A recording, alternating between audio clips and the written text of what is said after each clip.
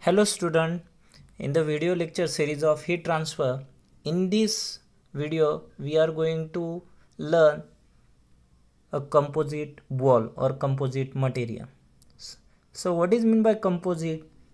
When more than one material are present in the system, at that time that kind of system or that kind of wall is known as a composite wall.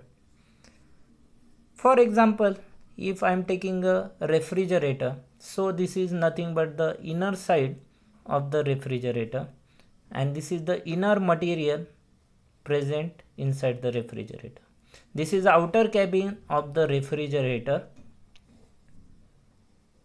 which is made up of sheet metal, which having come around 50 watt per meter Kelvin thermal conductivity. Inner side is made up of, let's say, puff material, polyurethane foam material, which having come around 0.02 watt per meter Kelvin thermal conductivity, because because we want a insulator at the inner side. So inner side temperature is very low, that we want, because we want a cooling effect, and outer side temperature is normal, that is atmospheric temperature. Now to find out the heat transfer from outside to inside, because outside temperature is more than the inside, so obviously heat is get transferred from outside to inside. I want to segregate this system like this. I want to take this as an one part, this as an second part, this is one part, this is second part, and this is the third and fourth. So this will becomes a left side, this will becomes a right side, this is a top and bottom. Like this, I am finding out the heat transfer at the left, right, top and bottom. Then I will able to find out total heat transfer from outside to inside. This is general consideration. But how to find it out this heat transfer? So for that purpose we required a knowledge of composite wall. Up till right now, for a one part we can easily find it out the heat transfer. Let's say T1 is an outer side and T2 is an inner side. Inner side temperature is less, so heat is get transferred from outside to inside. I can easily write down the Fourier's law for this one, and I can find it out the heat transfer. But here are more than one material are present. One is puff and second one is an stainless steel. So at that time, how to find it out the heat transfer? How to apply the Fourier's law? So we have to understand the methodology to solve the composite problem. That methodology is known as an electrical analogy. So what is electrical analogy? According to the electrical analogy, I amount of current is flowing when V amount of potential difference is present in the circuit, then I amount of current is flowing through the resistance R. If I put this analogy for heat transfer system, then Q amount of heat is transferred through the slab, or Q amount of heat is transferred through the material when delta T temperature difference, that is T1 minus T2 temperature difference is present, then Q amount of heat is get transferred through the material which offer the resistance, that is RTH, that is thermal resistance. So what is meant by thermal resistance? When there is a temperature difference T1 minus T2, Q amount of heat wanted to transfer, but material offer some resistance, that resistance is known as an thermal resistance. Now how to find out this thermal resistance for different material? So this puff material over here also offer some resistance, this sheet metal also offered some resistance. So every material which having a finite thermal conductivity offer the thermal resistances. So how to find out the thermal resistance? For that purpose, first of all, we want to compare the electrical system with the heat transfer system. So electrical system, according to the electrical system, we write it down the current as an I is equal to V upon R, and in the same fashion if I write it down the heat transfer, so it will become so Q is equal to delta T upon RTH. Now according to this one, if I compare the terms in an electrical system, the parameter which is flowing is nothing but the current. In case of heat transfer, parameter is flowing is nothing but the heat transfer. Heat is transfer. It is in flowing in nature. Here I is the current is flowing by the virtue of potential difference. So due to potential difference, current is flowing. So due to temperature difference, current is flowing. So delta T is nothing but your potential difference. And it is transferred through the resistance. So this resistance offer the resistance to flow the current. In heat transfer, material offer the resistance. That resistance is known as an thermal resistance, RTH. Now this resistance in electrical system is a function of resistivity, length and area. In case of thermal resistance, it is function of thermal conductivity and geometrical parameters. So what are the geometrical parameters? Thickness of the material, then thermal conductivity, length of the material, then area of the material. These are a geometrical parameter. So as they will be get changed, your thermal resistance also will be get changed. You can imagine if the thickness will be increased, thermal resistance will be also get increased. Okay, like that area will be get increased, thermal resistance also will be get increased. So like that it is depend upon the these parameters. So they are a function of it. In case of your electrical resistance, we can write it down rho L upon A. Like this we can write it down. That's why this is a function of your resistance, or function of your resistance are nothing but rho L and A. Now one by one we have to find it out the thermal resistance for the single slab. Once we are able to find it out the single slab or single material, then we can find it out for composite, and then we will able to find out for the whole system. So as to we can solve for whole system, and then we are able to find out the heat transfer for fridge, or heat transfer from furnace, from inner side of furnace to outer side, for the cold storage from outside to inside, how much heat is get transferred. Then we can calculate total amount of heat will be get leak, and likewise we can design. So for that purpose, we first of all find it out these for the single material. In that first material is nothing but the slab. So we write it down the slab formula. Before that, we want all the formulae in the Q is equal to delta T upon RTH in this fashion. So for the slab, we already derived the equation, that is Ka delta T upon B.